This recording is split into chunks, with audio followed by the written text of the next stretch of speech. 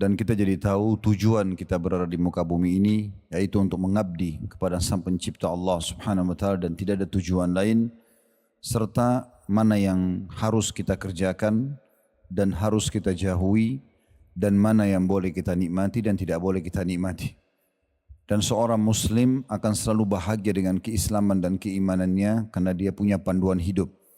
Dan dia tahu apa yang akan dia terima dari balasan kebaikan yang dia kerjakan baik di dunia maupun di akhirat.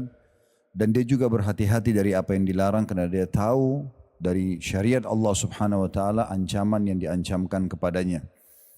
Oleh karena itu kita harus banyak bersyukur kepada Allah atas nikmat Islam ini, karena masih banyak di kalangan manusia yang tidak mendapatkan petunjuk atau hidayah ini. Selanjutnya kita panjatkan salam hormat kita kepada utusan Allah Nabi besar Muhammad sallallahu alaihi wa alihi wa sahbihi wasallam, sebagaimana Allah telah perintahkan kita untuk mengucapkan salam hormat tersebut, dan tentunya sebagai balas jasa dari 23 tahun masa hidup beliau dihabiskan untuk agama ini. 13 tahun fase Mekah semuanya dengan hinaan, cacian, dan puncaknya diusir dari kampung halamannya Mekah. Dan kita tahu betapa pedihnya orang kalau diusir dari kampung halamannya. Dan 10 tahun fase Madinah, penyempurnaan agama sehingga sampai kepada kita dan bisa kita jadikan sebagai panduan hidup sebagaimana kita rasakan sekarang.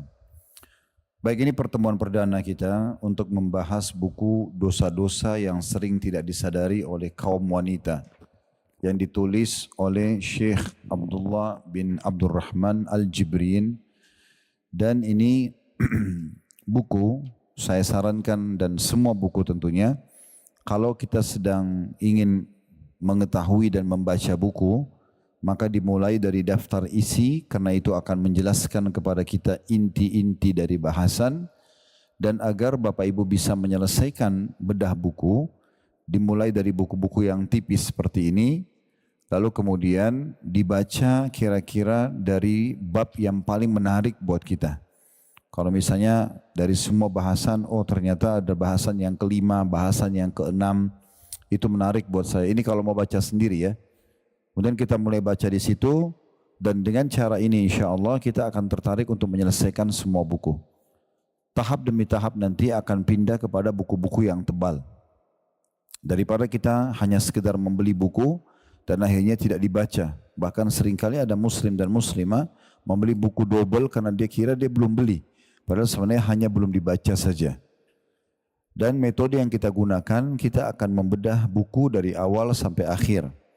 Dan bukan targetnya penyelesaian, tapi pemahaman. Oleh karena itu kadang-kadang dari satu poin mungkin bisa panjang lebar kita menjelaskan. Dan mungkin bisa saja satu poin membutuhkan sekali atau dua kali pertemuan. Oleh karena itu kita akan melihat daftar isi nanti. Kemudian baru kita menyinggung sedikit masalah muqaddimah, lalu kita masuk ke bahasan inti yang pertama dari buku ini.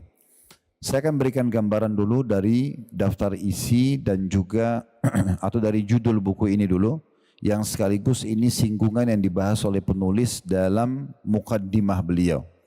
Dosa-dosa yang sering tidak disadari oleh kaum wanita. Berarti kita jadi faham di sini yang sedang dibahas adalah secara khusus wanita. Ya. Apakah pelanggaran-pelanggaran di dalam ini nanti tidak dilakukan oleh laki-laki? Dilakukan juga. Tetapi Syekh Jibrin, yang biasa dikenal dengan Syekh Jibrin, beliau Abdullah bin Abdurrahman Jibrin, hafidahullah, beliau ingin menyinggung secara khusus kaum wanita. Ya, karena memang dalam mukaddimah beliau menyinggung besarnya peran kaum wanita baik kepada suaminya ataupun kepada anak-anaknya.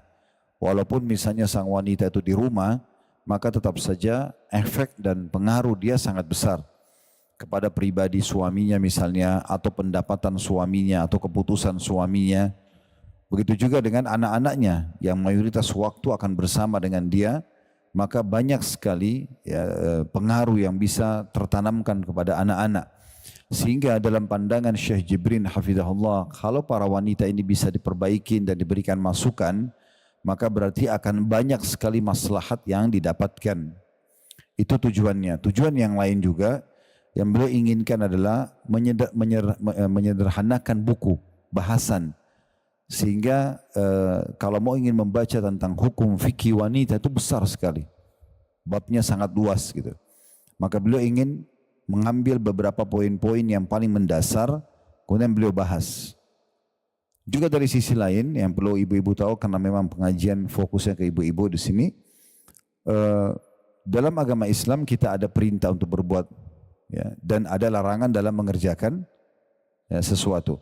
Maka di sini beliau fokus kepada larangannya, jadi bukan kepada perintahnya. Ya.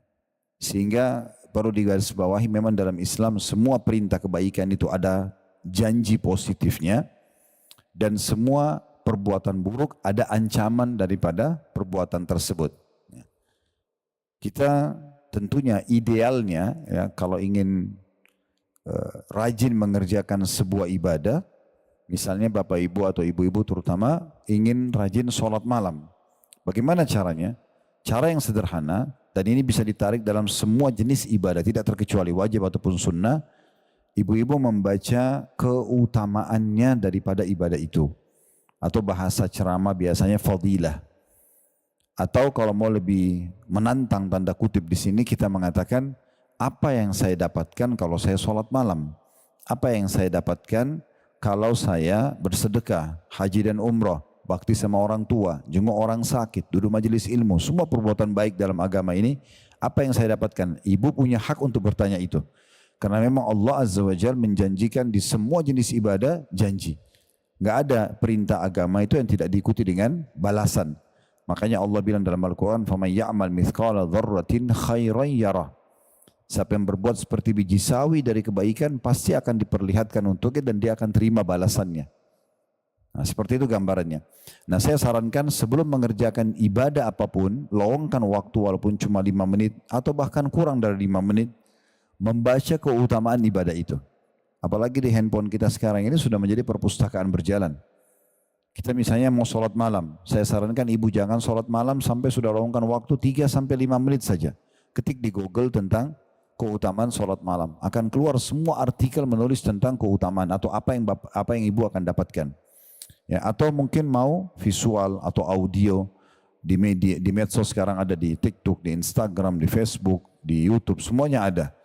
Banyak di antara asatidzah kita atau ustadz-ustadz kita, dai-dai di jalan Allah ini, itu menyampaikan tentang keutamaannya. Sehingga nanti ibu akan termotivasi selalu untuk mengerjakan. Karena tahu, oh setiap saya sholat malam saya dapat ini. Kayak gitu. Dan akan membuat kita bisa konsisten, atau bahasa agama kita istiqomah sampai meninggal menjaganya. Nah sebaliknya, kalau ada perbuatan buruk, dan misal, mudah-mudahan di sini tidak ada, tapi kalau ada seseorang muslim atau muslimah, dia terbiasa dengan satu pelanggaran agama. Misal dia sering bohong, atau dia masih melihat yang haram, atau mendengar yang haram, atau menjamah yang haram, apa saja, maka itu dia tinggal mencari tahu tentang ancaman. Ya, ancaman daripada dosa yang sedang dia lakukan. Sama tadi caranya, searching saja di Google tentang masalah bahaya dusta misalnya, atau bahaya menipu, bahaya gosip, bahaya fitnah, bahaya mencaci maki, misal bahaya mencuri, bahaya berzina, bahaya riba, bahaya durhaka sama orang tua, atau ancamannya. Kalau mau visual atau audio bisa ke media-media tadi sudah kami sebutkan yang sudah tidak asing buat kita di masa ini. TikTok, Facebook, Instagram, YouTube, misalnya kita cari, maka kita akan temukan banyak sekali. Nah nanti dari amal yang kita ingin kerjakan tadi, kalau kita tahu apa yang kita dapatkan, kita bisa konsisten menjaganya dan selalu mengejar keutamaannya. Dan dari dosa kita akan tinggalkan karena ada ancamannya. Nah sekarang Syekh Jibrin akan masuk kepada poin yang kedua, tentang hal-hal yang dilarang berikut ancamannya. Ya, sehingga kita tidak terjerumus dalam kesalahan tersebut, ataupun kalau kita terjerumus segera kita bertobat dan meninggalkannya. Karena semua perbuatan dosa ini, ibu sekalian, ada konsekuensi hukuman. Ya, tidak ada larangan yang tidak ada konsekuensi hukuman. Tentu kadar berat ringannya tergantung daripada perbuatan kita, gitu kan? Ada orang mungkin yang berbuat, ya, ringan dari dosa-dosa ringan, tapi tetap aja konsekuensi hukumnya ada. Ya. Makin berat dia melakukan pelanggaran, maka makin berat hukuman yang bisa datang. Nah seperti itulah kurang lebih gambarannya. Ya. Baik, di dalam mukaddimah, itu tadi mukaddimah, beliau menyinggung masalah itu. Ya. Dan tujuannya agar bagaimana mensucikan jiwa-jiwa kita dari pelanggaran-pelanggaran agama ini, sehingga kita selalu berada di atas level keimanan yang baik, sibuk dengan amal soleh sampai yang merupakan tujuan kita diciptakan sampai ajal datang. Dan akhirnya kita bahagia, dunia bahagia di akhirat. Jadi ibaratnya ibu-ibu perlu, ini contoh rasional supaya bisa mudah difahami. Ibaratnya kita seperti kalau kerja di satu perusahaan, kita menjadi seorang staf yang berprestasi. Selalu ikutin peraturan perusahaan, mengerjakan pekerjaan dengan baik dan maksimal, maka kita akan terima gaji dan bonusnya, kan gitu. Nah seperti itu orang yang soleh dan soleha, dia patuh sama Allah, dia akan dapat segala macam fasilitas, ya. Begitu juga orang yang kalau jadi staf tapi dipelanggar, dia suka melanggar, ugal-ugalan, malas kerjain pekerjaan, telat, atau misalnya dia tidak tepat janji. Kemudian lebih parah lagi kalau dia melakukan kriminal seperti misalnya manipulasi data, mencuri dan segala macam, maka itu akan tergantung kadar pelanggaran dia, maka akan ada hukuman minimal SP1, SP2 misalnya surat peringatan, ya. Kalau sudah SP3 peringatan terakhir, maka terakhirnya di PHK. Nah seperti itulah. Ya, dia juga akan merusak nama baiknya, dia akan sulit diterima di perusahaan lain, akan kehilangan sumber pendapatan income dia dan seterusnya. Nah itu kurang lebih gambarannya seperti itu. Nah di daftar isi kita ada disebutkan di situ tentang masalah daftar isi dan mukaddimah sudah kita bahas tadi. Kemudian ada kesalahan dalam berdoa, ini bab pertama yang dibahas dalam buku ini. Dan dalam kesalahan dalam berdoa ini itu ada banyak poin-poinnya, ya, ada banyak poin-poinnya. Seingat saya mungkin kalau di buku ini saya sempat lihat sepintas ada kurang lebih 9 poin, ya, di bab pertamanya kesalahan dalam doa. Di situ ada pergi ke dukun dan tukang peramal, kemudian berziarah kubur dan sengaja melakukan perjalanan jauh hanya untuk ziarah kubur, ada memulai ucapan salam kepada para wanita kafirah, kemudian ada jahil dan tidak tahu tentang urusan agama, ada meratapi dan berteriak, ya, dan meraung-raung pada saat meninggalnya seseorang serta memukul-mukul wajah, bahasa agama kita niyaha, yaitu yang kelima. Yang keenam ada pergi ke negeri-negeri kafir tanpa ada kepentingan dengan alasan, ya, yang tidak jelas secara syar'i. Kemudian yang ketujuh meminta dengan cara paksa agar suami, ya, menyiapkan segala macam fasilitas di saat suami tidak mampu. Di saat suami itu ada bahasan. Yang kedelapan mengejek dan menghina orang muslim atau muslimah. Yang kesembilan sebagian kaum wanita mendoakan diri mereka ditimpa keburukan ketika ada musibah. Nah 9 poin ini itu dibahas di satu bab. Jadi di daftar isi itu kesalahan dalam berdoa terisi 9 bahasan. Jadi itu akan membutuhkan 9 pertemuan. Karena per satu poinnya kita akan bahas satu pertemuan. Ya. Begitu juga nanti di bab kedua, kesalahan yang berhubungan dengan rukun-rukun Islam. Ini juga ada poin-poinnya. Kemudian kesalahan berkenaan dengan pakaian dan berhias. Ini juga ada poin-poinnya. Kesalahan berkenaan dengan rumah tangga dan hubungan suami istri. Ada poin-poinnya. Kesalahan seputar pernikahan. Ini juga akan ada poin-poin bahasannya. Kemudian bab selanjutnya kesalahan seputar etika keluar rumah, bepergian jauh atau safar dan campur baur dengan laki-laki. Dan yang terakhir kesalahan-kesalahan umum. Kalau kita lihat di situ sampai kurang lebih halaman 50. Dari halaman 1 sampai halaman 50 bahasan kita. Berarti buku ini jangan dilihat tipisnya, tetapi bahasan sangat padat. Dan saya sudah bilang tadi metode kita, insya Allah ke depannya kalau pengajian berlanjut terus, semoga Allah sehatkan dan mudahkan kita, dipanjangkan umurnya di atas ketaatan insya Allah. Maka kita akan membedah satu persatu, perlahan-lahan, karena tujuannya pemahaman dan bukan penyelesaian buku. Seperti itu kurang lebih. Baik, kita insya Allah akan mulai dengan bab pertama, masalah kesalahan dalam berdoa. Di sini dirincikan oleh Syekh Jibrin hafizahullah 9 poin tadi yang sudah sempat kita singgung. Yang pertama sekali, pergi ke tukang sihir, dukun dan tukang ramal. Pertanyaan sederhana dulu kita mulai, apa hubungannya antara bab, korelasinya apa antara kesalahan dalam doa dengan pergi ke dukun? Korelasinya ibu-ibu sekalian, karena dalam Islam kita kembali dulu ke tujuan asal dan awal serta pondasi kita diciptakan. Allah sebutkan dalam surah Az-Zariyat, surah nomor 51 ayat 56 ya. Di situ disebutkan surah Az-Zariyat surah nomor 51 ayat 56, potongan ayatnya, tujuan kita ada di sini Dan pegangi baik-baik ayat ini, wa ma khalaqtul jinna wal insa illa liya'budun. Aku, kata Allah, tidak menciptakan, mengadakan manusia dan jin serta kita ada di muka bumi ini kecuali untuk menyembahku, mengabdi kepadaku, tunduk kepadaku. Itu tujuannya. Ini dulu kita sepakati. Berarti kalau ada yang tanya, apakah saya ada di muka bumi ini untuk sholat? Jawabannya iya. Untuk puasa, iya. Untuk haji dan umroh, iya. Bakti sama orang tua, iya. Majelis ilmu, ya. Itu tujuan-tujuan utamanya. Makan, minum, tidur, kumpul sama teman-teman, ini pernak-perniknya. Boleh asal halal, gitu kan? Dan pelengkap saja. Jangan sampai kita sibuk dengan pernak-perniknya dan kita lupa tujuan utama. Gara-gara ngobrol sama teman-teman, sholatnya terbengkalai. Nah itu berarti kan dia meninggalkan tujuan utama, pergi kepada pernak-pernik. Padahal ngobrol sama teman-teman hukumnya mubah. Selama bukan haram yang dibicarakan. Tetapi tidak boleh sampai terbengkalai tujuan utama kita diciptakan. Kan gitu. Nah itu poin dulu. Nah salah satu bagian daripada ibadah dan patuh serta mengabdi kepada Allah adalah doa. Ya, bahkan kata Nabi SAW, ad-du'a huwal ibadah. Doa itu adalah intinya ibadah. Kapan seseorang itu sudah terdorong dan termotivasi selalu mau berdoa kepada Tuhannya, berarti dia sudah punya pondasi dasar dalam ibadah. Doa itu kalau bahasa langsungnya adalah curhat ya kepada Allah. Komunikasi dengan Allah. Manja kepada Allah. Nah itu yang dimaksud dengan doa. Dan seorang penyair Arab mengatakan dalam susunan syairnya yang menarik, tapi saya terjemahkan ke bahasa Indonesia, janganlah kamu minta kepada manusia yang kalau kau minta kepadanya dia akan marah.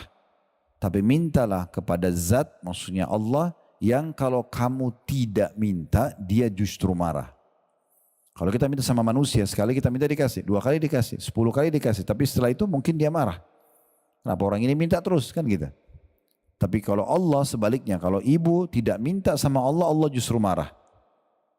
Makin sering kita minta, makin tamak tanda kutip kepada rahmat Allah, makin besar pahalanya.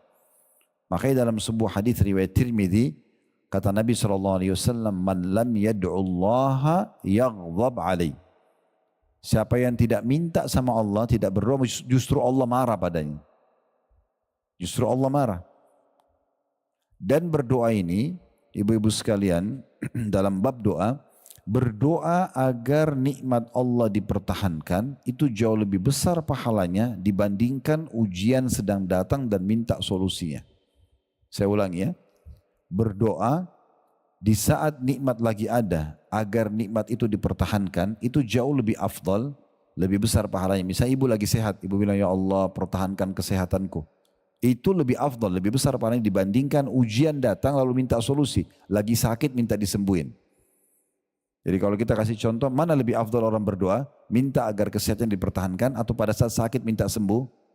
Maka yang pertama, minta kesehatan dipertahankan. Ibu lagi Allah bukain rezeki, minta agar diberikan keberkahan di rezeki itu. Allah berkahi, Allah tambah, Allah luaskan supaya tidak bangkrut, supaya tidak hilang. Itu lebih afdal dibandingkan nanti kalau sudah terlilit utang baru minta solusinya. Walaupun dua-duanya boleh. Apa maknanya penyampaian saya ini? Berarti tidak ada alasan untuk tidak berdoa. Karena banyak orang, ibu-ibu sekalian, mereka mau berdoa sama Allah sampai nangis-nangis, sampai ngerengek-ngerengek sama Allah di saat nanti ada musibah. Dia sakit nih. Yang pertama targetnya adalah dokter. Dokter pertama, dokter kedua. Nanti kalau dokter 30 dokter mentok nggak bisa sembuh baru sholat tahajud. Nah, gitu. Harusnya tahajud dulu, baru kemudian ke dokter. Gitu. Minta dulu sama Allah. Kenapa kita ibu-ibu sekalian disuruh berdoa dulu sebelum aktivitas? Coba perhatikan ya. Berdoa sebelum makan, berdoa sebelum tidur, ya, berdoa sebelum masuk kamar mandi, berdoa sebelum keluar rumah. Supaya kita minta dulu sama Allah, baru kemudian ya kita beraktivitas. Sehingga Allah subhanahu wa ta'ala terlibat dalam aktivitas kita itu. Bahkan ulama mengatakan ada sebuah hadis Nabi SAW yang mulia, mohonlah atau berdoalah kalian kepada Tuhan kalian, kata Nabi SAW ya, segala sesuatunya sampai tali sendal kalian yang putus. Manja sama Allah. Umar bin Khattab radhiyallahu anhu pernah jalan, sendalnya putus talinya. Beliau angkat tangan ke langit disaksikan orang-orang. Alhamdulillah wassalatu wassalamu ala rasulullah, sambil angkat tangan, ya Allah sandalku putus gantikanlah. Jadi saking mereka fahamnya makna doa itu. Mereka betul-betul menjadikan doa sebagai pondasi komunikasi mereka dengan Allah subhanahu wa ta'ala. Kalau kita sedang nikmat, yang ciptakan kita Allah, yang ciptakan nikmat itu Allah, yang bisa pertahankan hanya Allah. Kalau kita sedang ada ujian, yang ciptakan kita Allah, yang ciptakan ujian itu Allah, yang bisa memberikan solusi hanya Allah. Ibu harus belajar untuk membedakan mana konsultasi, mana curhat. Konsultasi boleh sama manusia dan hanya pada ahlinya. Ada permasalahan sama suami misalnya. Suami ucapin kalimat talak dalam kondisi emosi. Mau tanya hukumnya, datang ke seorang ustadz atau ustadzah, suami saya. Ini konsultasi ya. Maaf saya mau tanya, suami saya ucapin tolak dalam kondisi emosi, jatuh enggak? Itu namanya konsultasi.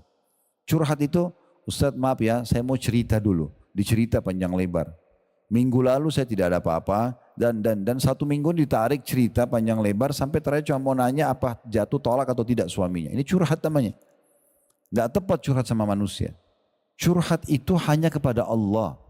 Itulah inti doa. Ya. Ibu ada masalah, wudu, sholat taubat 2 rakaat di sejadah ibu langsung berdoa sama Allah. Sampaikan semua apapun sama Allah. Tuangkan semua sama Allah SWT. Itu namanya curhat. Itu hanya boleh kepada Allah. Jadi jangan sama manusia. Kalau kita curhat sama manusia, anggap di depan kita ini orang yang mencintai kita. Misalnya orang tua kita. Kita ada orang tua yang tidak cinta sama anaknya. Sebenarnya kalau kita sedang curhat pada orang tua kita sedang membebani mereka. Mereka jadi kepikiran gitu kan. Permasalahan rumah tangga kita, permasalahan kerjaan, kita bebani mereka. Dan itu berbahaya kalau sampai mereka kepikiran, kalau sampai mereka sakit karena itu, kita bisa masuk dalam bab durhaka khawatirnya gitu kan. Sementara kita disuruh bahagiakan orang tua, bukan suruh bebankan mereka, kan begitu. Kalau yang kita komunikasi atau curhat depan mata kita ini, seseorang yang kita tidak tahu dia, atau musuh kita, maka dia punya poin celah yang bisa menyerang kita nanti. Lalu untuk apa curhat sama manusia?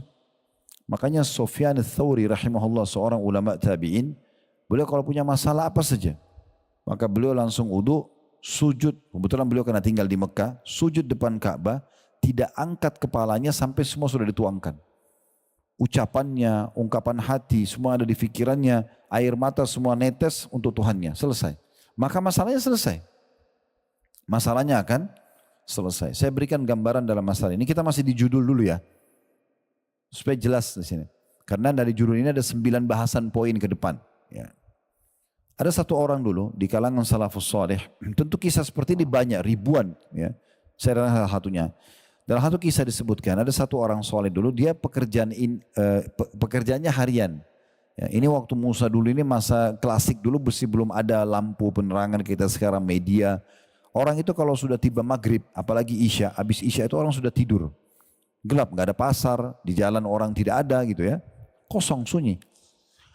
Dia kerja dan pendapatan harian kalau dia ada dapat, dia beli makanan bawa pulang buat istri sama anaknya.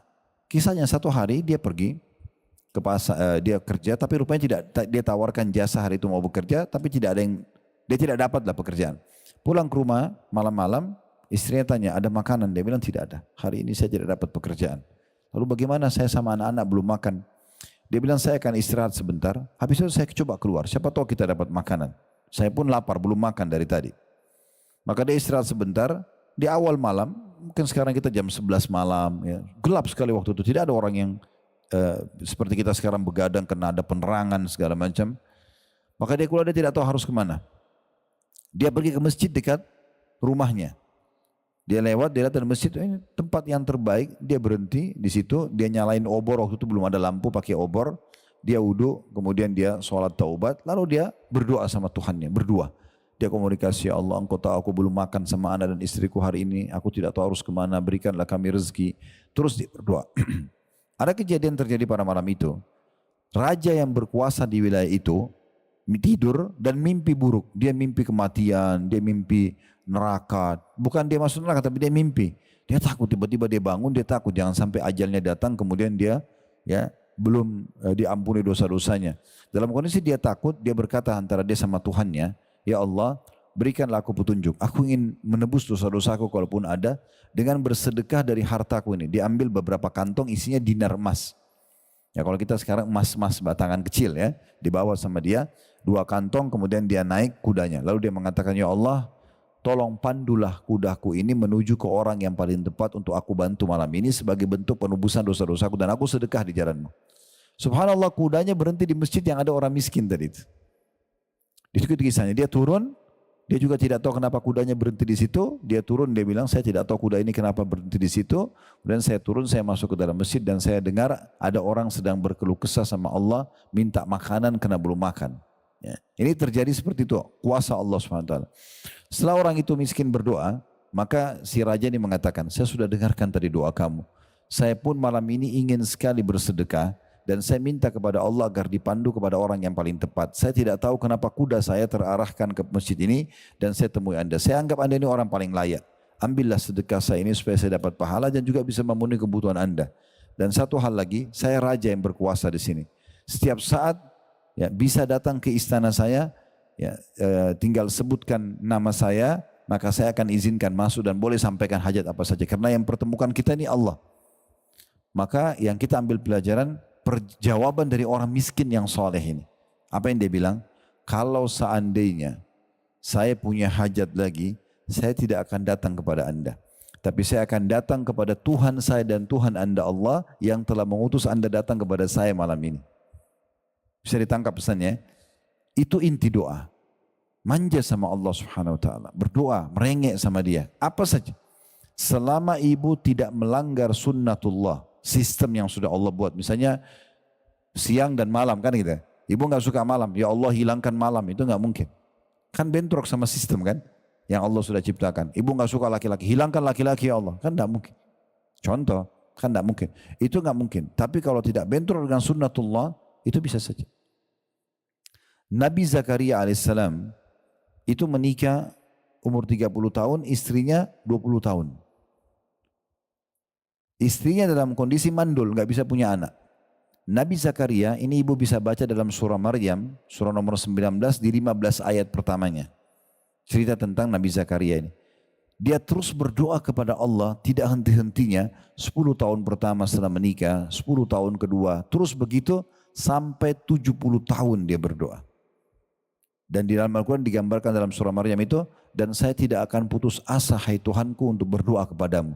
Tetap dia minta anak karena dasarnya fitrah manusia walaupun mandul di mata medis misalnya, tapi di hukum sistem Allah tidak melanggar.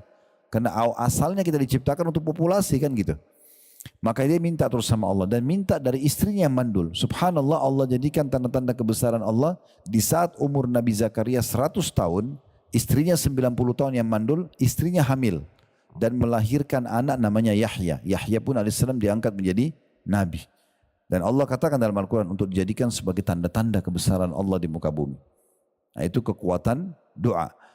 Kalau yang sudah biasa ikutin di YouTube kami, di channel kami Khalid Basalamah Official, bisa cek kembali di playlistnya ya. Kalau diklik logo Khalid Basalamah itu, nanti ada beranda, ada video pendek, ada podcast, ada playlist. Kalau diklik playlist nanti dicari potongan ceramah tentang dahsyatnya doa. Panjang lebar saya jelaskan masalah doa ini dan contoh-contohnya di antara kisah Nabi Zakaria tadi. Kemudian ada kisah Nabi Ayub yang diuji sama Allah dengan penyakit 20 tahun tapi bersabar dan terus berdoa sama Allah. Ya. Kisah bagaimana Nabi Musa AS selamat dari kejaran Fir'aun. Kisah Nabi Ibrahim AS. Kisah Nabi Muhammad SAW yang banyak sekali dengan doa-doa beliau yang mulia dan sekian banyak. Nah itu yang dimaksud dengan doa.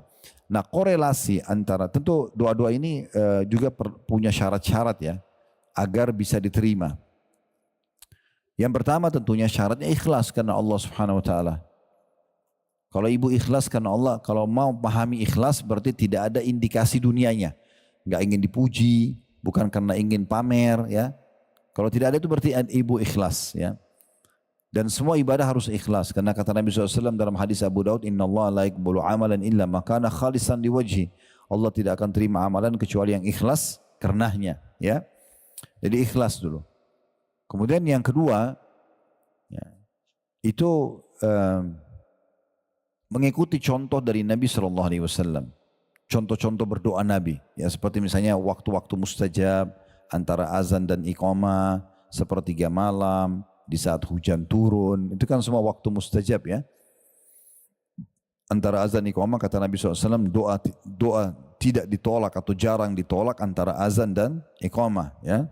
Kemudian juga kata Nabi SAW, kalau tertinggal sepertiga malam, Allah turun ke langit bumi lalu bertanya kepada para malaikat, adakah yang berdoa saya?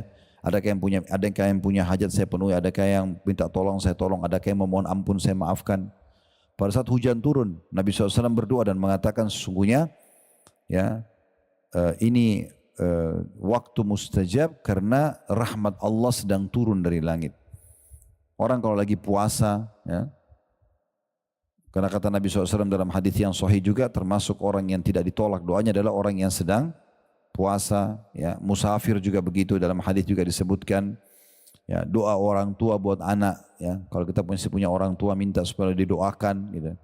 Dan kita juga kalau di posisi sebagai ibu, misalnya sudah jadi status ibu, maka hati-hati dengan lisan dalam mengucapkan hal-hal yang buruk. Misalnya anak ibu aktif, ibu mengatakan kau nakal sekali. Nah ini bahaya, bisa jadi doa.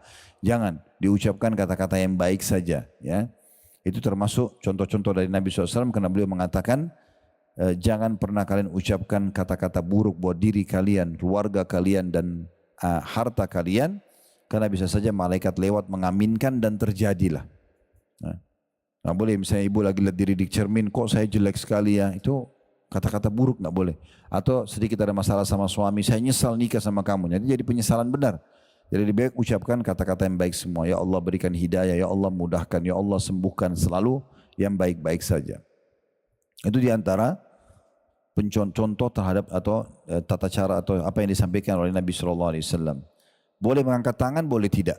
Ya, Nabi SAW pernah contohkan angkat tangan, juga pernah tidak mengangkat tangan sambil berdoa.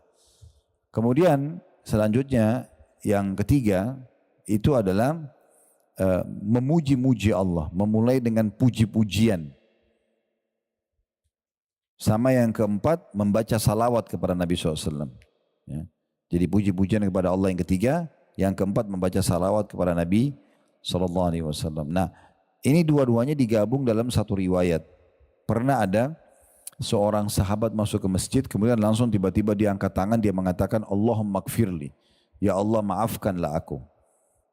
Dia tidak memuji Allah, tidak baca salawat. Maka kata Nabi SAW, ista'jala hadha. Orang ini tergesa-gesa sekali. Harusnya dia memuji Allah dulu, membaca salawat kepadaku, kemudian baru dia sampaikan hajatnya. Ya. Dan Umar bin Khattab mengatakan ya, dalam salah satu statement beliau, doa yang tidak diikuti dengan salawat maka tidak akan diterima oleh Allah. Ya. Atau seperti itulah kurang lebih statementnya. Jadi memang kita harus membaca itu. Minimal ibu bilang, Alhamdulillah wassalatu wassalamu ala rasulillah. Itu minimal. So, kalau tidak hafal bahasa Indonesia, ya Allah segala puji bagimu. Puji-puji Allah gitu. Tuhan alam semesta, ya Allah, engkau zat yang telah menghidupkan aku, ya, memberikan aku kesempatan untuk sholat malam ini, atau untuk mengangkat tangan ini, atau mengucapkan kata-kata doa ini. Puji semuanya dengan puji-pujian. Makin sering ibu puji, maka makin Allah bukain pintu puji-pujian itu. Ya, orang kalau tidak pernah puji Allah, maka dia sulit untuk menyusun kata-kata. Tapi kalau dia sudah terbiasa, maka akan Allah bukakan pintu keberkahan dalam puji-pujian tersebut. Lalu dan juga aku mengucapkan salam hormat kepada Nabi Muhammad SAW sebagaimana aku perintahkan aku mengucapkannya, gitu ya. Baru kemudian masuk ke doa. Ya Allah, sembuhkanlah aku dari penyakit ini, lunasilah utangku, mudahkanlah urusanku, berikanlah hidayah suamiku, berikanlah petunjuk anakku, atau berikanlah keturunan kalau belum punya. Apa saja sampaikan kepada Allah Subhanahu wa ta'ala. Itu yang keempat. Yang kelima, harus doanya diikuti dengan keyakinan bahwasanya Allah akan terima. Enggak boleh ragu. Sesuai dengan sabda Nabi SAW, Udu'u rabbakum mukinuna bil ijabah. Berdoalah kalian kepada Tuhan kalian dengan penuh keyakinan akan diijabah, akan diterima. Ya. Fa inna Allah la yaqbalu du'a min qalbin ghafil. Karena Allah tidak akan terima doa dari hati yang lalai. Tidak boleh ibu ragu, saya berdoa sembuh enggak ya? Dilunasi utang saya enggak ya? Nah, gitu-gitu itu enggak boleh. Ya. Harus betul-betul yakin kalau kita diterima. Itu baru salah satu syarat diterimanya doa, itu yakin. Karena Nabi SAW bilang Allah tidak akan terima berdoa kepada Tuhan kalian dalam kondisi kalian yakin diterima, karena Allah tidak terima doa dari hati yang lalai. Kalau hanya seperti orang kumur-kumur saja, rutinitas saja, itu enggak bermakna doanya. Ya. Jadi seperti ibu betul-betul lagi komunikasi dengan Allah secara langsung. Itu kekuatan doa di situ. Ya, itu yang kelima. Yang keenam, tidak tergesa-gesa. Tidak tergesa-gesa ini maksudnya dalam mengucapkan tutur kata doa, susunan doa itu, dan juga tidak tergesa-gesa meminta jawabannya kepada Allah. Ya, misalnya ibu tadi sudah memuji Allah, alhamdulillah, wassalatu wassalamu ala rasulillah, lalu ibu mulai menyampaikan hajat-hajatnya semua, masing-masing mungkin punya hajat. Setelah selesai semuanya disampaikan dengan pelan, dengan santun, dengan tutur kata yang bagus, ya, tidak tergesa-gesa, ditutup juga dengan salawat kepada Nabi SAW misalnya, ya. Kemudian dia menunggu, tidak tergesa-gesa. Dia terus ulangin doa itu sampai dia melihat hasilnya. Jangan putus asa. Dan kalau ibu menyusun kata-kata yang indah sekali, ya, kepada Allah Subhanahu wa taala, maka dalam sebuah hadis yang disebutkan oleh para ulama dan hadis yang sahih, kalau seorang hamba memanjatkan doa yang indah kepada Allah, Allah menerlambatkan jawabannya agar hamba itu tetap dalam doanya. Coba bayangkan Bu ya, kalau ibu lagi sakit ibu bilang, ya Allah sembuhin saya, tiba-tiba sembuh. Kira-kira ibu masih berdoa? Allah terlambatkan 2 hari, 3 hari, 1 bulan, supaya ibu tetap dalam doa itu. Dan andai saja ibu lihat pahalanya itu pada hari kiamat, ibu berharap dari mulai lahir sampai mati berdoa terus, karena besarnya pahala yang didapatkan.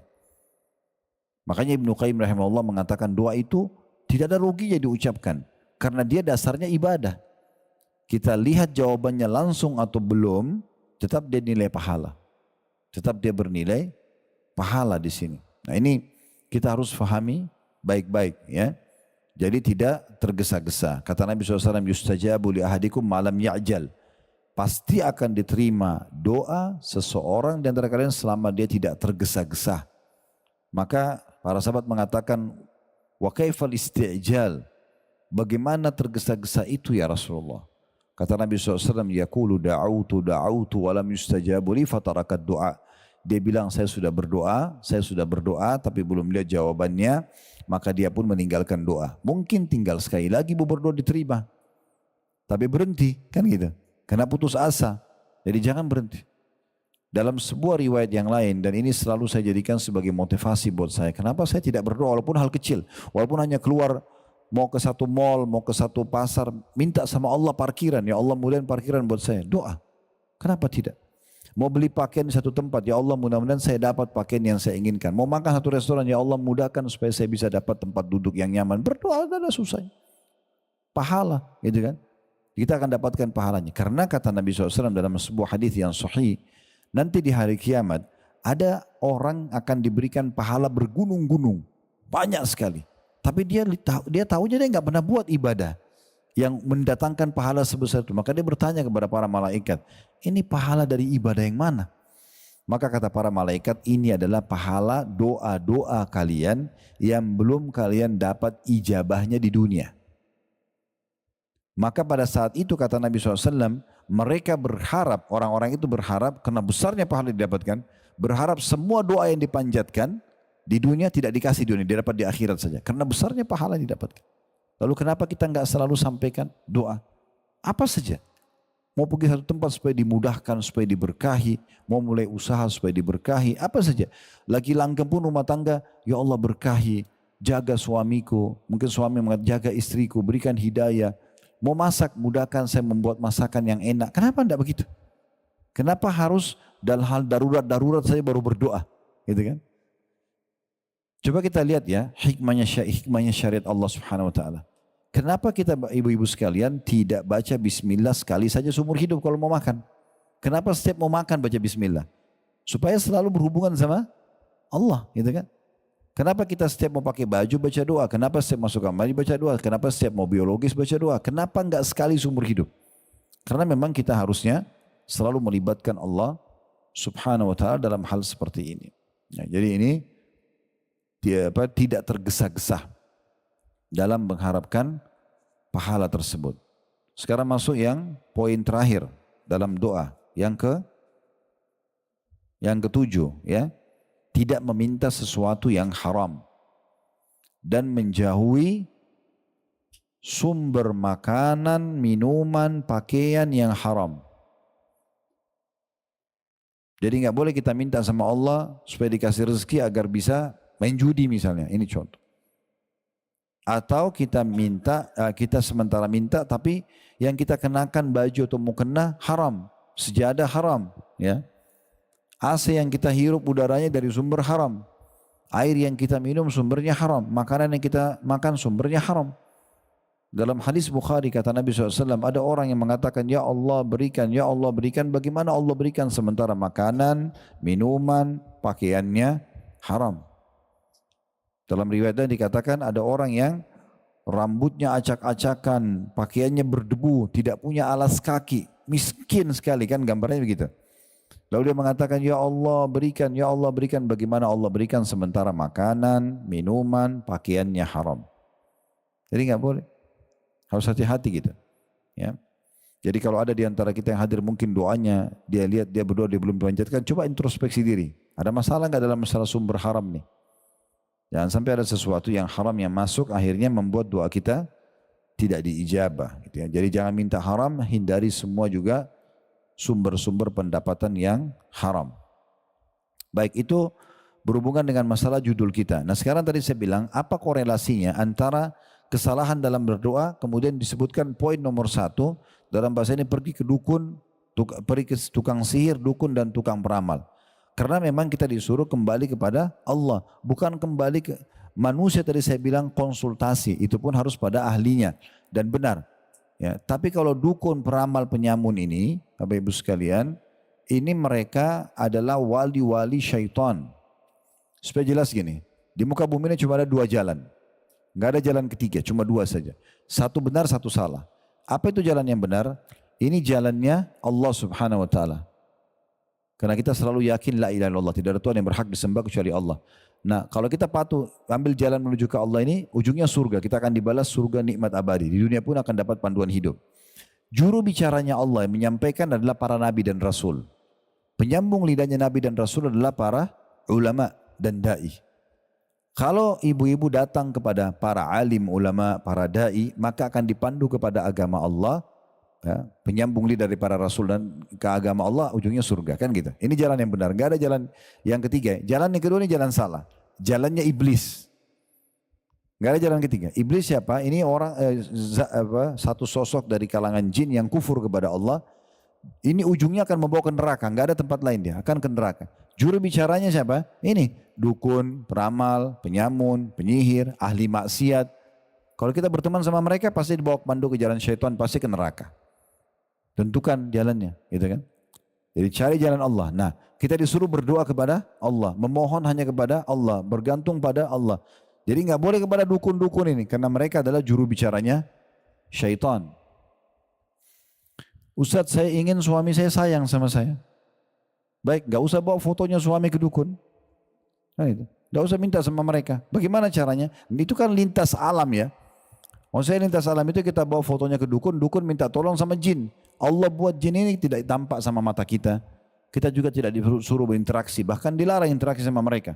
Nggak perlu kita ngobrol, nggak perlu berteman, nggak perlu nikah, nggak perlu. Kita cuma tahu ada makhluk Allah namanya jin, selesai. Tentu di alam jin ini sama manusia ya, ada 3 golongan. Ada di alam jin namanya jin beriman sebagaimana manusia beriman. Kalau ini jin beriman sudah tahu dia tidak akan mungkin interaksi sama manusia. Itu yang Allah sebutkan dalam surah jin, surah nomor 62 dalam Al-Quran. Ya. Allah gambarkan tentang jin-jin beriman itu ada. Ya, dan setelah meninggalnya Khadijah radhiyallahu anha di tahun ke-10 dari masa kenabian di Mekah, dan meninggal juga Abu Thalib, ditinggal dengan amul huzun, tahun kesedihan, karena Nabi SAW sedih sekali pada saat itu. Yang membela dakwah meninggal 2 orang gitu kan. Maka Allah Subhanahu wa taala menghibur Nabinya Muhammad SAW dengan 2 kejadian besar. Kejadian yang pertama, masuk Islamnya jin Nusaybin. Nusaybin ini wilayah di Irak. Dan yang kedua, kejadian Isra dan Mi'raj. Nah, Isra Mi'raj sering kita dengar, tapi jin Nusaybin ini masuk Islam jarang orang dengar ya.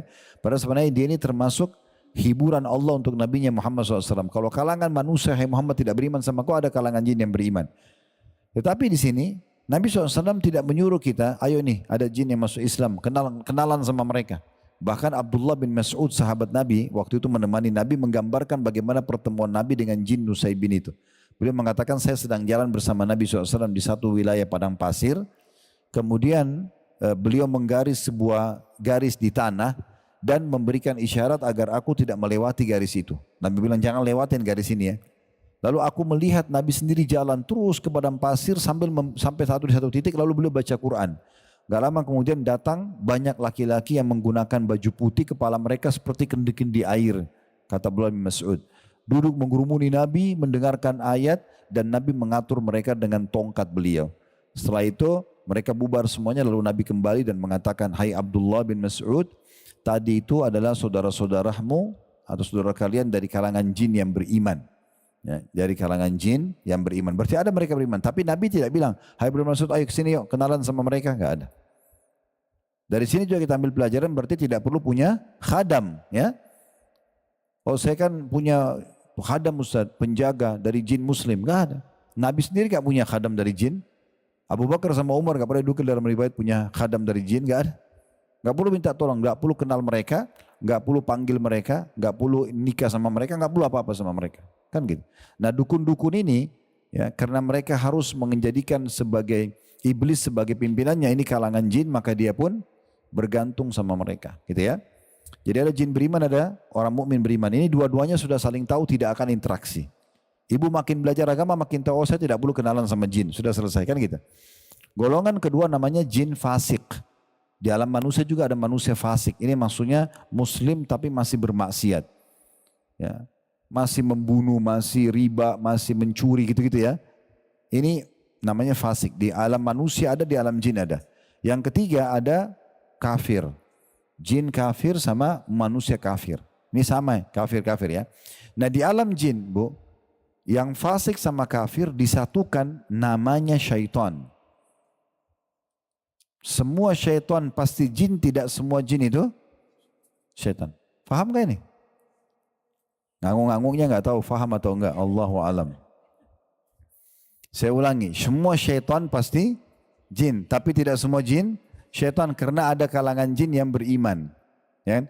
Di alam jin ini ada dakwah, ada jihad, ada seperti kita di manusia, tapi kita nggak perlu tahu itu.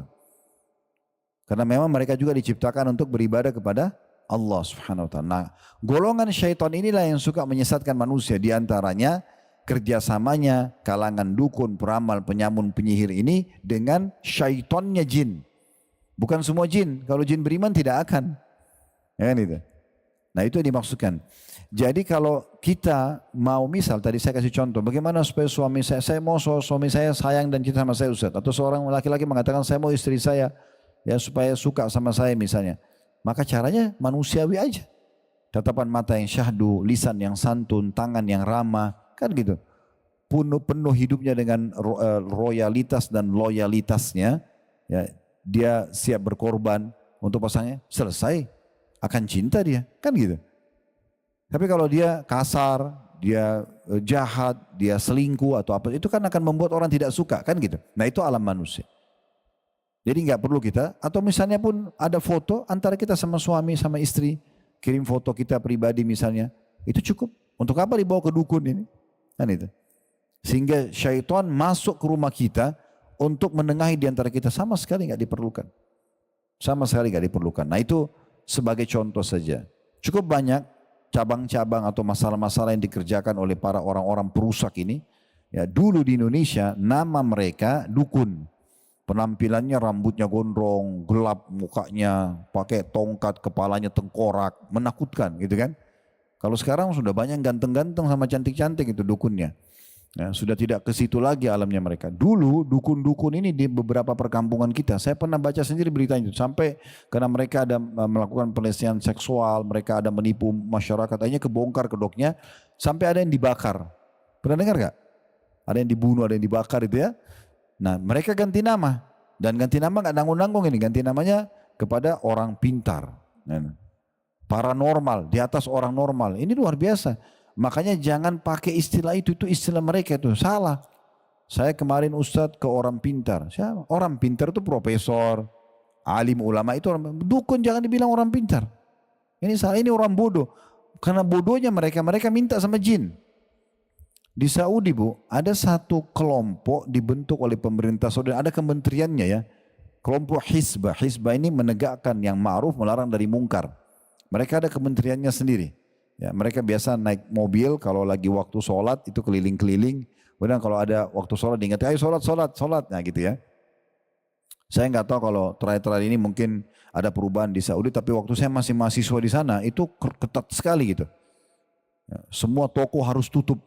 Kalau waktu sholat, waktu itu ya, harus tutup semuanya. Sampai orang tinggalkan, tidak ada orang berani mencuri. Ambil barang, ketangkap, potong tangan. Kan itu.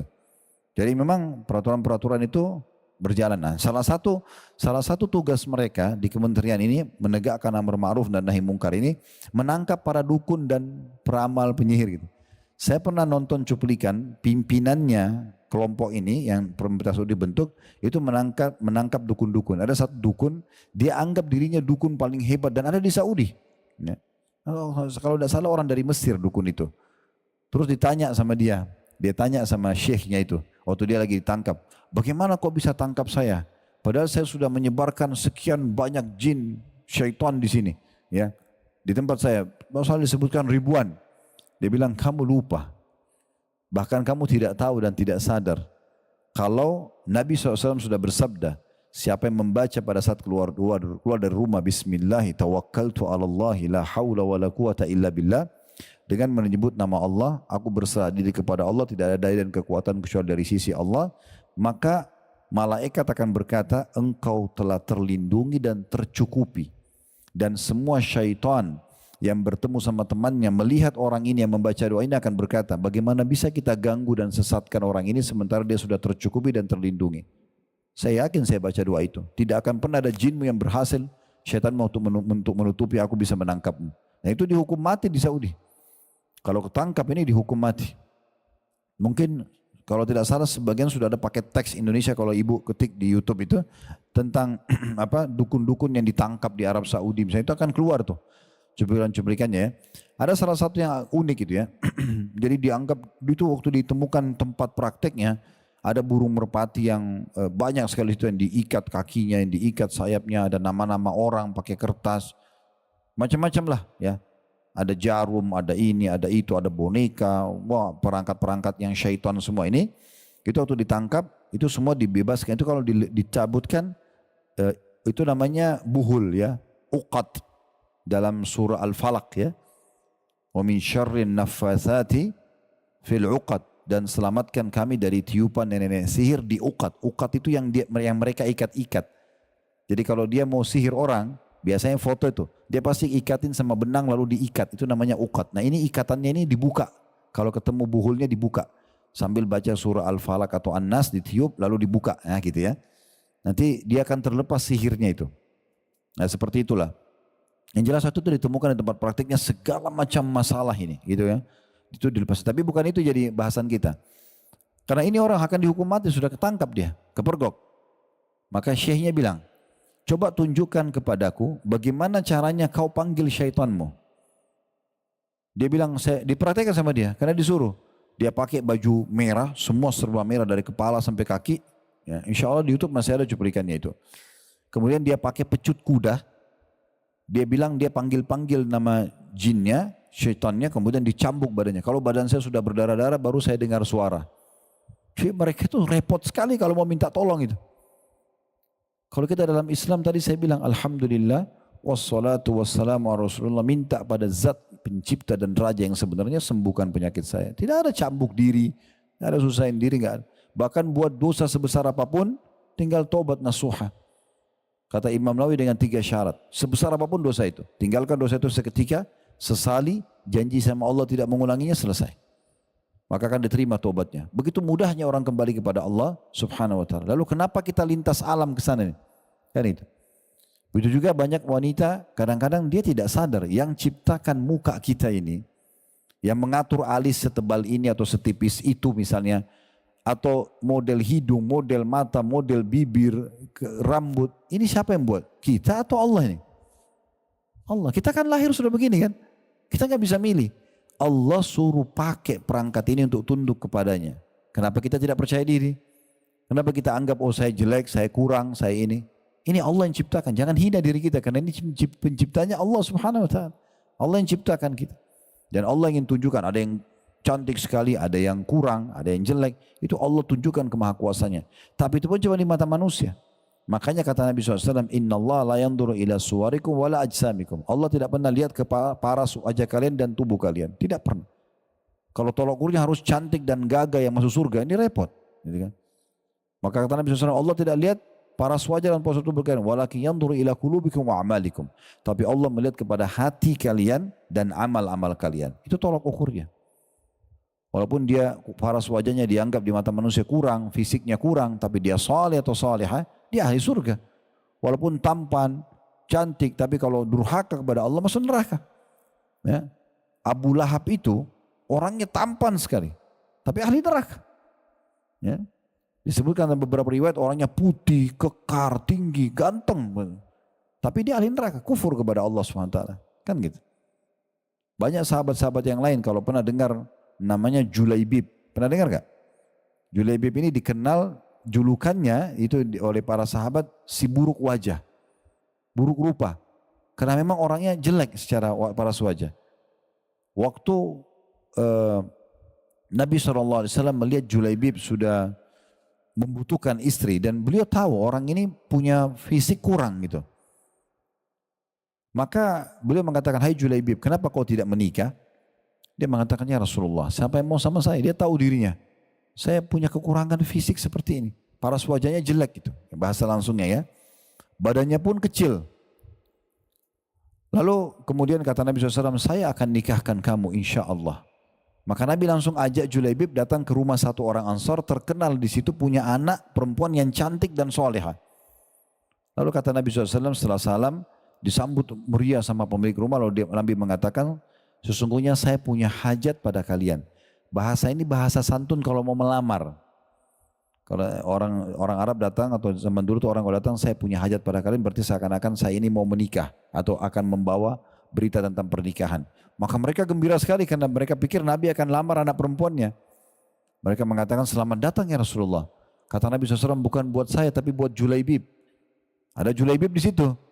Akhirnya si suami istri ini bilang, oh kalau Julaibib kami tanya dulu anaknya. Gitu kan.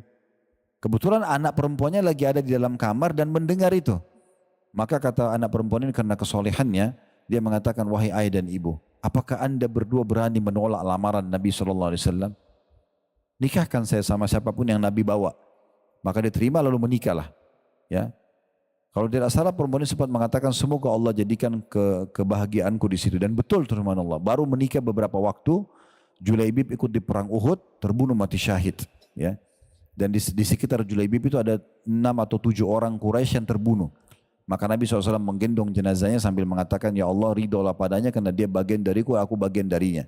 Kalau suami mati syahid berarti istrinya masuk surga juga karena dia kan dapat syafaat. Kan gitu. Dapat syafaat. Tetapi di sini teman-teman yang kita ingin sampaikan adalah tidak usah menghina-hina diri kita atau bahkan karena ingin terlihat cantik pakai susuk. Ya. Pergi ke orang pintar. Taruh mutiara lah, taruh apalah segala macam, enggak penting. Allah yang ciptakan kita. Allah akan datangkan orang yang suka dengan mukanya ibu itu. Selesai. Enggak usah khawatir. Semua sudah dicatatkan oleh Allah SWT. Allah ciptakan kita memang berpasang-pasangan. Kemudian memang Allah memang ciptakan kita, dalam Al-Quran dikatakan yazra'ukum fi, untuk mengadakan populasi manusia. Jadi memang dasarnya mayoritas orang itu menikah. Yang tidak menikah itu mungkin sangat sedikit. Mayoritas orang akan melahirkan dan sangat sedikit yang mandul. Itu sebagai ujian saja. Karena memang dasarnya kita diciptakan untuk itu. Jadi gak usah pakai susuk. Selanjutnya contoh masalah dagang, perniagaan. Allah berkahi perniagaan selama 3 hal berkumpul pada perniagaan tersebut. Modal halal, produk halal, sistem halal. Clear. Selesai. Mau lebih sempurna, ikutkan dengan sedekah, berbagi dari hasil income pendapatan kita, maka akan lebih menambah keberkahan. Dalam hadis Bukhari, kata Nabi SAW, ada terjadi di masa sebelum kita dulu, kata Nabi SAW, ada orang yang lagi di kebunnya, dia lagi menunggu hujan.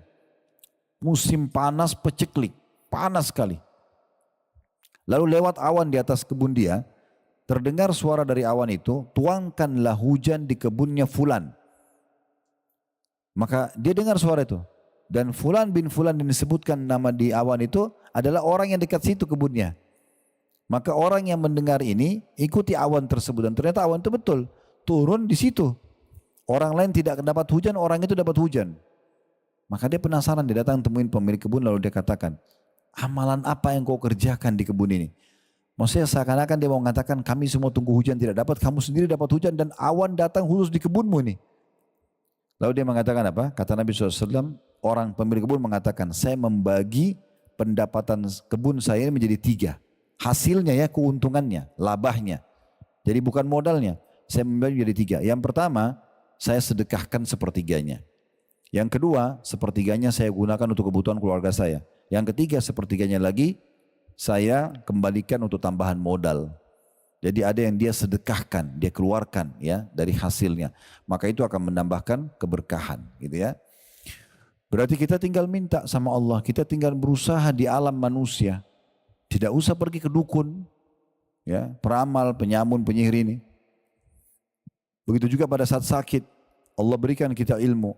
Ada namanya pengobatan nabawi, tibun nabawi, ada juga pengobatan medis kan gitu. Pengobatan nabawi seperti misalnya Nabi SAW mengatakan kesembuhan dipastikan ada pada madu. Disebutkan. Kemudian bekam. Dalam riwayat lain kai. Kai itu menggunakan besi panas yang dikaitin di tubuh. Biasanya orang kalau stroke ya. Tapi Nabi SAW mengatakan jadikan kai sebagai pengobatan terakhir kalian. Cuma madu jadikan penyebutan nomor 1. Ada pernah sahabat kakaknya sakit perut. Lalu datang kepada Nabi SAW mengatakan ya Rasulullah kakak saya sakit perutnya. Kata Nabi SAW kasih madu. Minumin madu.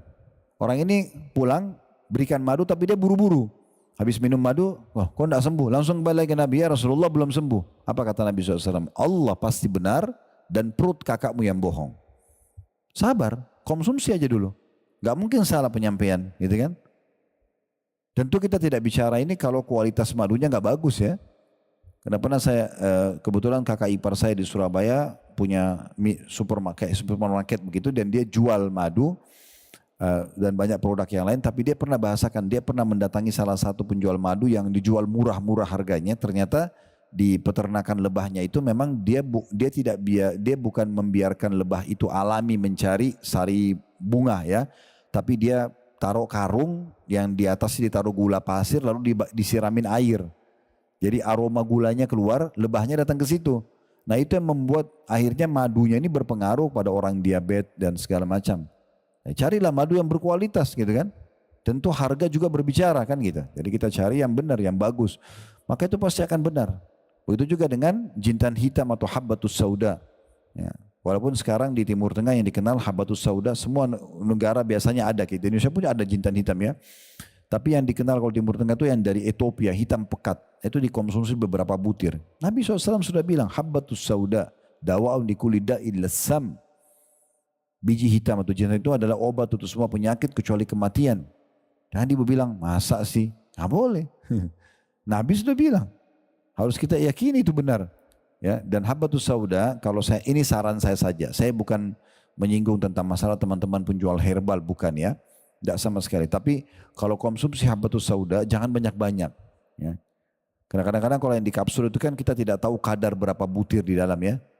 Saya pernah kedatangan di toko kami ada satu herbalis itu sudah tua umur beliau mungkin 80 tahun. Udah putih semua rambutnya, udah tua. Beliau masuk beliau mengatakan Ustaz jual habbatus sauda. Saya bilang iya. Ustaz bagaimana konsumsinya? Saya bilang saya konsumsi biasa, saya konsumsi 1 sendok makan gitu kan. Ya, tergantung. Dan memang biasanya menyebabkan kalau terlalu banyak asam lambung. Yang biasa sendawa terus ada kayak aroma habbatus sauda ya. Pernah rasain nggak? Nah itu ternyata karena porsinya terlalu banyak. Jadi dia bilang, Ustadz kalau konsumsi jangan lebih dari 7 butir. Dihitung butir kan dia kecil-kecil tuh. Jadi kalau ambil konsumsi madu 1 sendok taruh 7 butir aja. Atau di susu, atau di kopi, atau di teh, atau ibu-ibu buat sayuran, nasi. Buat masak nasi itu bagus kalau pakai habbatus sauda karena memang Nabi bilang obat untuk semua penyakit kan gitu. Ada air zam-zam kan gitu. Minum zam-zam kata Nabi SAW, zam-zam liman syuribala, zam-zam sesuai dengan niat orang meminumnya. Dalam hadis lain kata Nabi SAW, zam-zam itu makanan, minuman dan sekaligus makanan mengenyangkan. bisa menyembuhkan, ya bisa doa mustajab, kan gitu. Kemudian juga kita bisa mengkonsumsi apapun yang sifatnya memang dia herbal, yang memang alami pengobatan. Kayak misalnya di Indonesia ada satu pengobatan tradisional, konsumsi daun apa gitu kan. Kayak misalnya kalau salah kita biasa konsumsi juga daun pepaya ya. Untuk apa gitu ya. Kalau tidak salah kalau kena astagfirullah, demam berdarah ya. Di beberapa wilayah kita tuh minum itu oke saja karena kan halal dasarnya.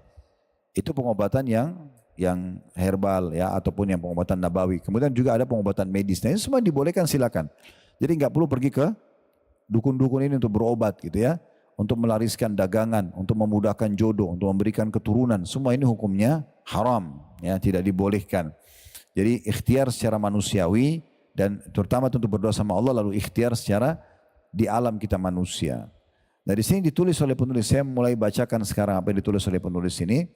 Pergi poin pertama yang melanggar kesalahan dalam berdoa yang harusnya kepada Allah, lalu dia minta memohon kepada dukun, tukang sihir, dukun dan tukang ramal.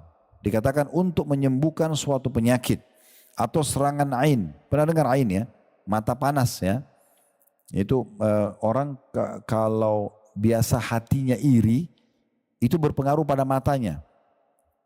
Kalau dia lihat sesuatu, dia lihat misalnya ibu punya kelebihan paras wajah, atau ibu punya anak yang lucu, ibu punya rumah yang bagus, kendaraan yang bagus, pekerjaan bagus, rumah tangga harmonis.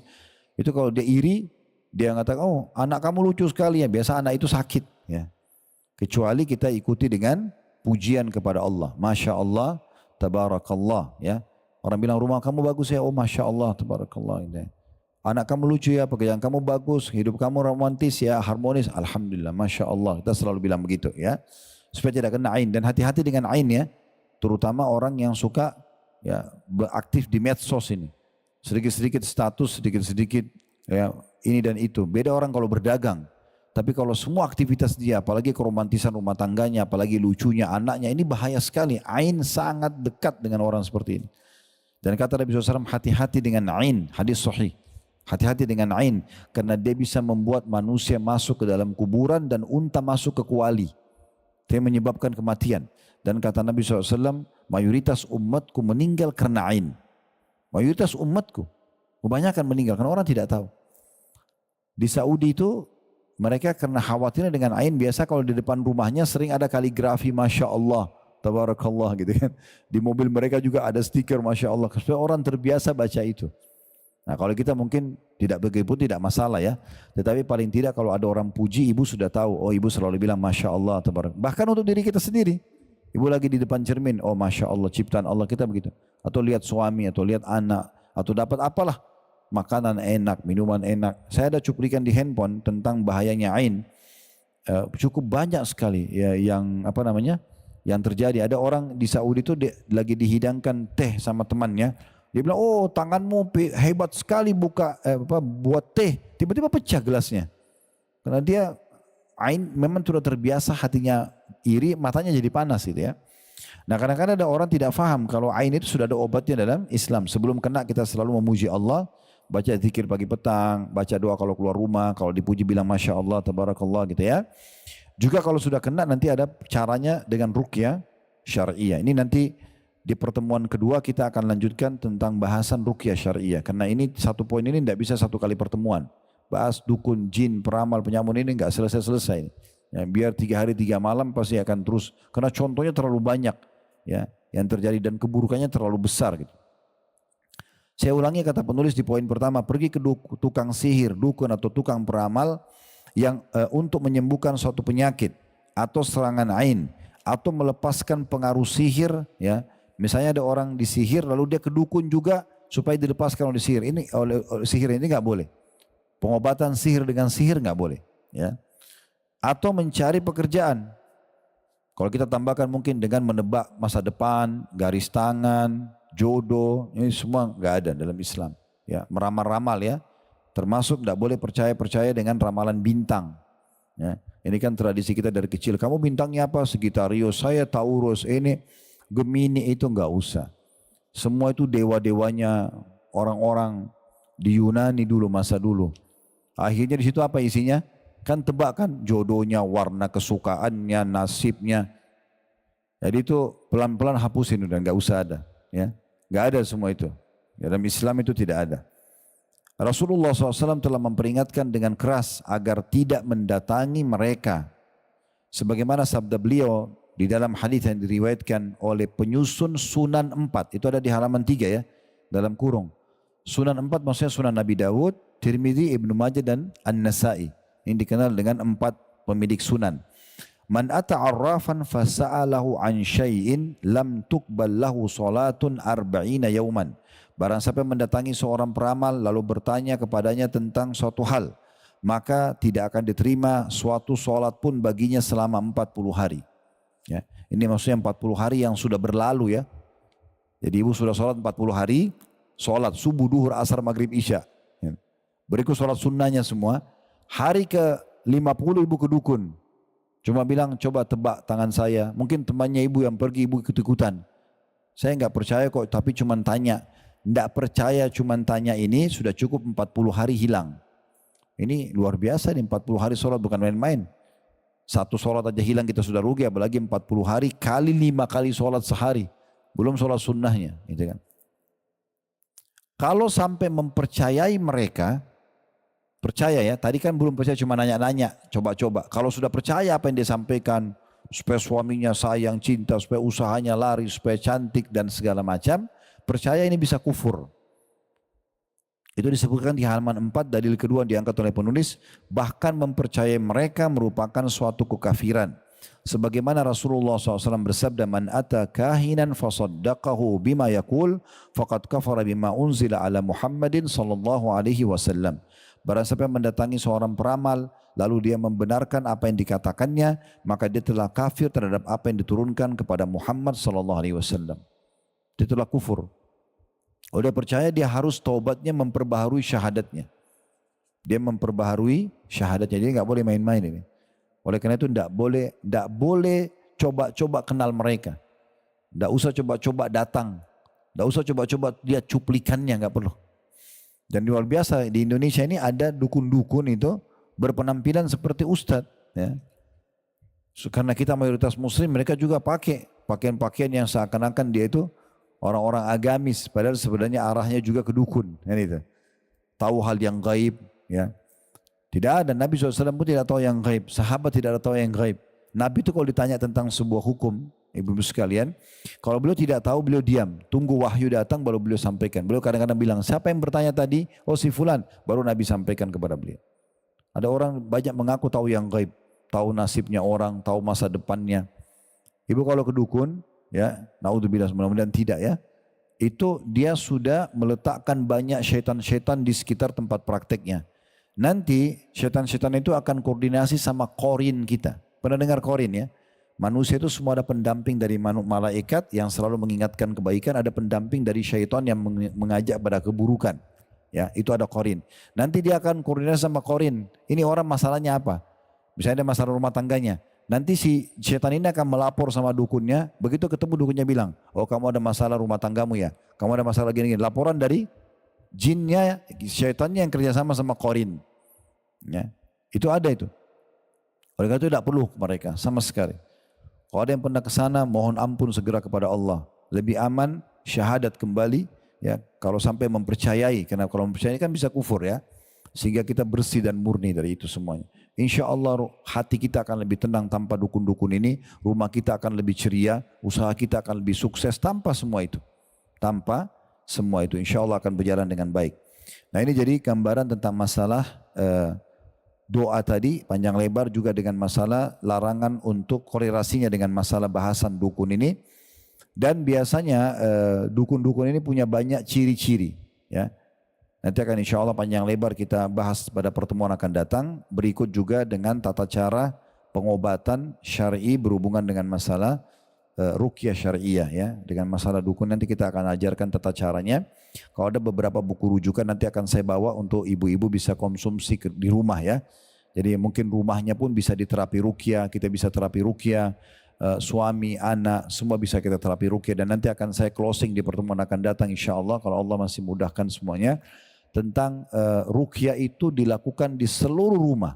dan rutin walaupun lagi tidak ada masalah. Kayak misalnya ibu lagi masak, nggak ada salahnya lagi masak nasi kan ada airnya, itu diruqyah airnya, ya itu bagus. Pakaian kita lagi cuci, itu kita terapkan ruqyah syariah, ya bisa nanti akan kita ajarkan tata caranya insya Allah pertemuan akan datang. Tapi kesimpulannya sekarang adalah kalau dan ini insya Allah sudah saya bahas panjang lebar. Kalau mau nonton cuplikannya 3 jam waktu itu saya tablik akbar di salah satu kota di Amerika. Waktu itu diundang sama orang kita di sana, kita bahas ruqyah syariah. Saya bedah buku Syekh Al-Idan, itu hampir 200 lembar tentang masalah ruqyah syariah dan tata cara dan prakteknya. Itu hampir 3 jam cuplikannya, ada 3 jam. Kalau ibu ketik di YouTube kami, di playlist kami ruqyah syariah ada yang durasi 3 jam itu panjang lebar bisa dilihat. Jenis-jenis sihir, sifat-sifat dukun, ini pun akan saya singgung pertemuan akan datang insya Allah. Kalau yang buru-buru ingin tahu bisa tahu di situ nanti insya Allah lebih lanjut ya. Baik, ini bahasan kita insya Allah dan kedepannya sebagaimana saya bilang tadi kita masih berlanjut di poin 1 dulu untuk menyelesaikan dengan tambahan